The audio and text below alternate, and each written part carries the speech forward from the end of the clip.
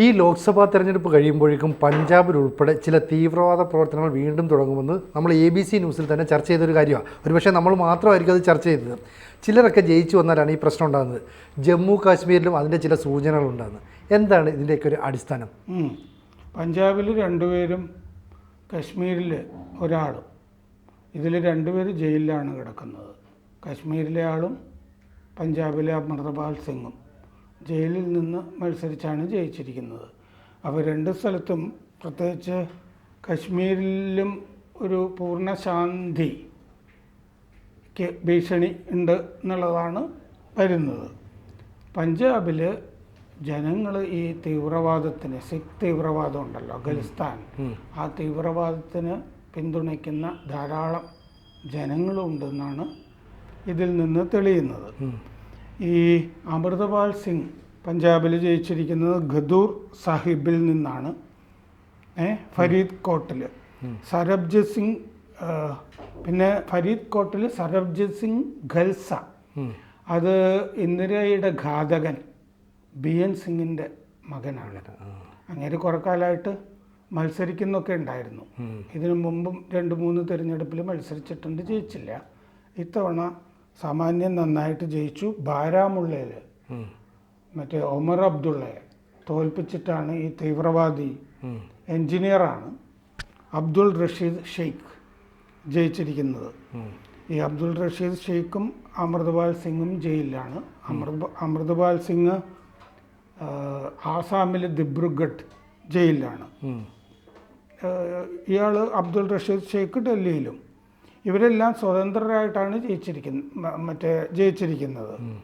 ഈ ഷെയ്ഖിന്, അബ്ദുൾ റഷീദ് ഷെയ്ഖിന് 4,72,481 വോട്ട് കിട്ടിയിട്ടുണ്ട്.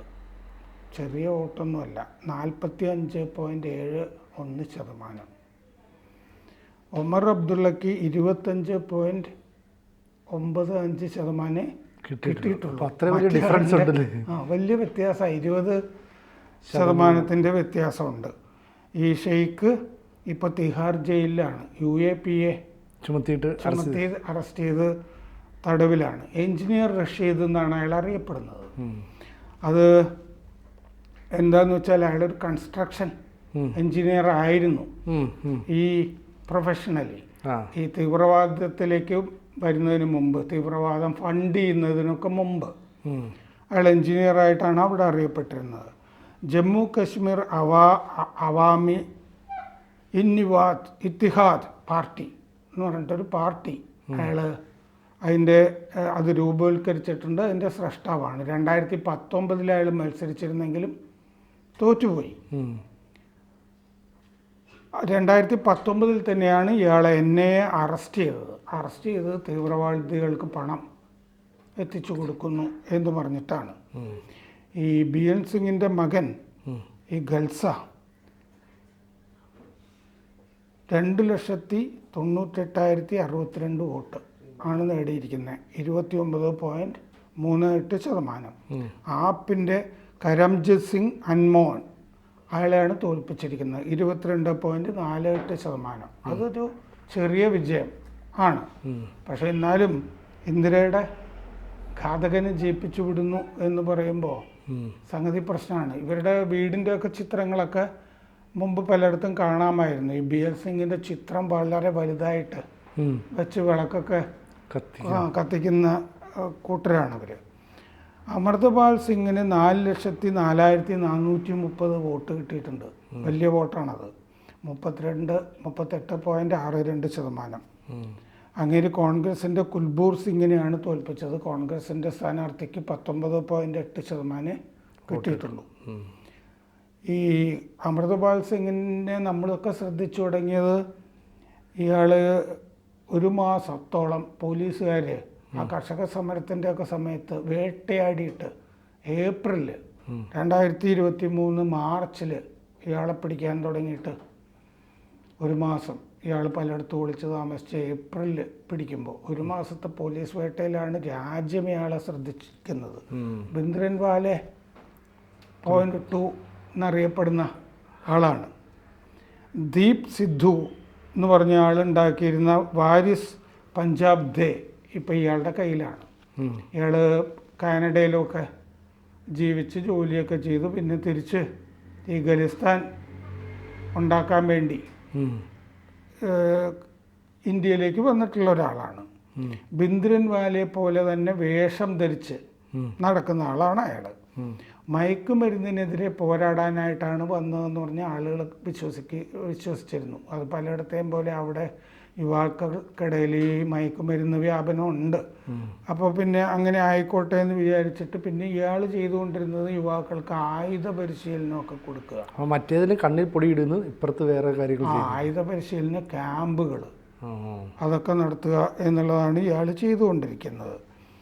നമ്മൾ ഈ മുമ്പ് ചർച്ച ചെയ്തപ്പോൾ ചില കാര്യങ്ങൾ പറഞ്ഞിരുന്നു. ഈ ജൂൺ 1 അവിടെ വോട്ടെടുപ്പ് നടന്നിരുന്നത്. ആ ജൂൺ 1 എന്ന് പറയുന്നത് 1984 മറ്റേ ഓപ്പറേഷൻ ബ്ലൂ സ്റ്റാർ നടന്ന ദിവസമായിരുന്നു.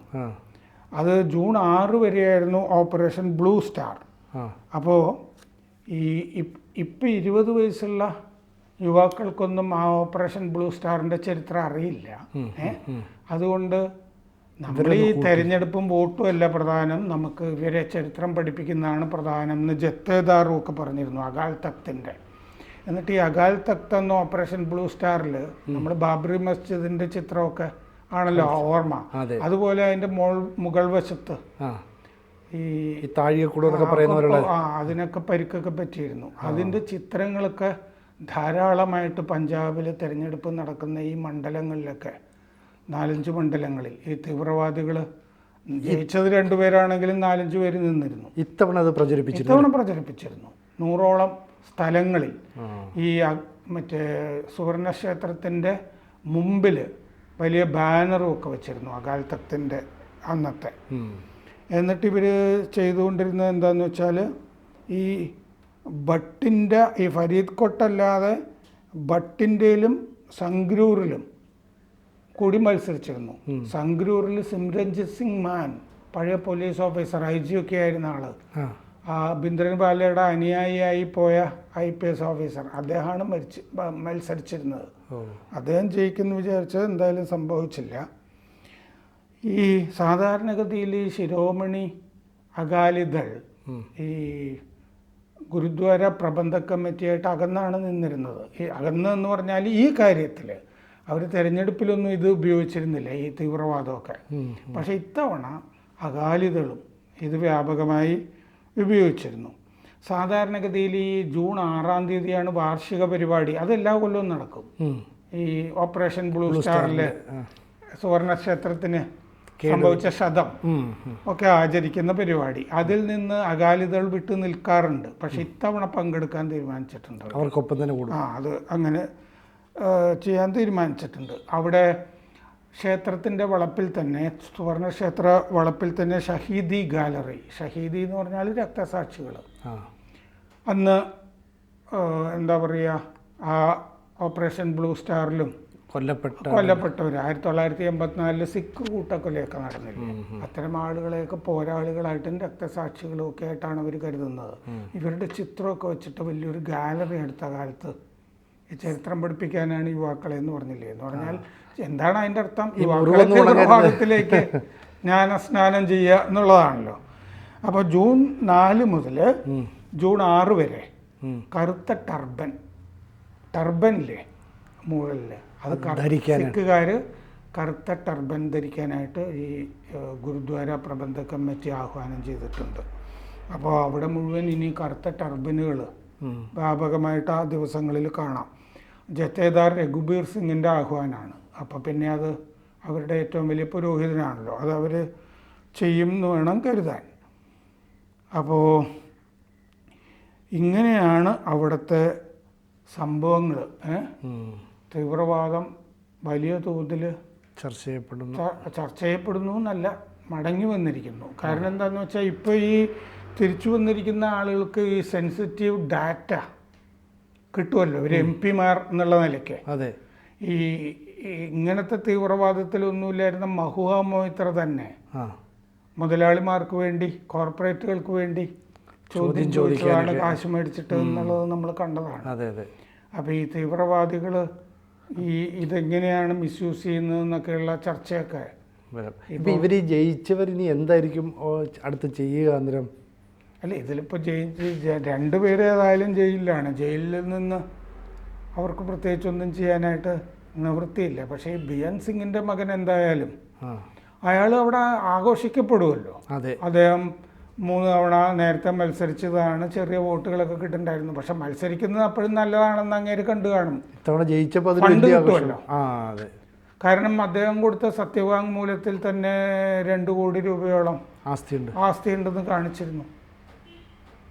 അപ്പോൾ പലതരത്തിൽ വരുമാനമൊക്കെ ബിൽ സിംഗിൻ്റെ കുടുംബത്തിന് കിട്ടുന്നുണ്ട് എന്നുള്ളതാണ് അതിൽ നിന്ന് തെളിഞ്ഞിരുന്നത്. ചുരുക്കം പറഞ്ഞാൽ ഈ ഖലിസ്ഥാനിലെ ഒരു സ്വാതന്ത്ര്യം കിട്ടുന്ന, അല്ലെങ്കിൽ ഖലിസ്ഥാൻവാദികൾക്ക് സ്വാതന്ത്ര്യം കിട്ടിയതിന് തുല്യമായൊരു നിലയിലേക്കാണോ കാര്യങ്ങൾ നീങ്ങുന്നത്? അത് അവർക്ക് സ്വാതന്ത്ര്യം കിട്ടിയെന്ന് പറഞ്ഞാൽ അവർക്ക് MP എന്നുള്ള നിലയ്ക്ക് നിവൃത്തിയൊന്നുമില്ല. അല്ല, അയാളെ സപ്പോർട്ട് ചെയ്യുന്ന കുറേ ആൾക്കാരുണ്ടാവില്ല, അതുകൊണ്ടല്ലേ ഇത്ര. അവിടെ അവർക്ക് വലിയൊരു വരവേൽപ്പ് കിട്ടിയിരിക്കുന്നു.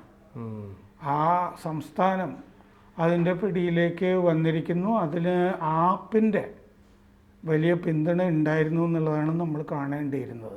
കാരണം അവർക്ക് വിശ്വാസ്യത കൊടുത്തല്ലോ. കാരണം ആ പ്രൊഫസർ ബുള്ളർ എന്ന് പറഞ്ഞ് ഈ ഡൽഹി സ്ഫോടനങ്ങളിലൊക്കെ പ്രതിയായിട്ടുള്ള അങ്ങേരുടെ വീട്ടിൽ ഒരു രാത്രി താമസിക്കുകയൊക്കെ ചെയ്തിരുന്നു ഈ കെജ്രിവാൾ. പിന്നെ 134 കോടി രൂപ കാനഡയിൽ നിന്ന് ഈ ഫണ്ട് കൊടുത്തു എന്നൊക്കെ പറഞ്ഞിരുന്നില്ലേ തീവ്രവാദികൾ. അത് ഈ പഞ്ചാബിലും അവർക്ക് ഭരണം കിട്ടിയതിൻ്റെയൊക്കെ പശ്ചാത്തലത്തിൽ അത് കാണുമല്ലോ, തെരഞ്ഞെടുപ്പിൽ ഉപയോഗിക്കാനും ഡൽഹിയിലും ഒക്കെ. അതാണല്ലോ ഈ സിഖുകാരുടെയൊക്കെ സ്ഥലം. പിന്നെ ഇന്ത്യക്ക് പുറത്ത് കാനഡയാണ് സിഖുകാരുടെ ഒരു ആസ്ഥാനം എന്ന് പറയുന്നത്. അപ്പോൾ ആപ്പുമായിട്ടൊരു ലിങ്ക് ഉണ്ടാക്കിയിരുന്നത് അവരെന്താണെന്ന് വെച്ചാൽ അവർക്ക് സ്വതന്ത്രമായി വിഹരിക്കാനും ജയിക്കാനും വേണ്ടിയിട്ടാണ്. അവർ ലക്ഷ്യം സാധിച്ചു എന്നുള്ളതാണ് നമുക്ക് ഉത്കണ്ഠ ഉണ്ടാക്കുന്ന ഒരു കാര്യം. ഈ 1984 ശേഷം ഈ 2 ദശകം, ഇപ്പോൾ 40 കൊല്ലമായി. അതെ, 40ാമത്തെ വാർഷികത്തിൽ 40 കൊല്ലം എന്നൊക്കെ പറഞ്ഞു കഴിഞ്ഞാൽ മുറിവെല്ലാം ഉണങ്ങി കരിയേണ്ട കാലമാണ്. അപ്പോഴാണ് വീണ്ടും യുവാക്കൾക്ക് അത് അറിയുന്നുണ്ടാവില്ല എന്ന് പറഞ്ഞ് യുവാക്കളെ അതിലേക്ക്, കാരണം ഈ സുവർണ ക്ഷേത്രത്തിലായിരുന്നു അന്ന് ഭിന്ദ്രൻവാലയുടെ സങ്കേതം. അവിടെയൊക്കെയാണ് ഈ തോക്കുമൊക്കെ ഒളിപ്പിച്ച് വെച്ചൊക്കെ ഉണ്ടായിരുന്നത്.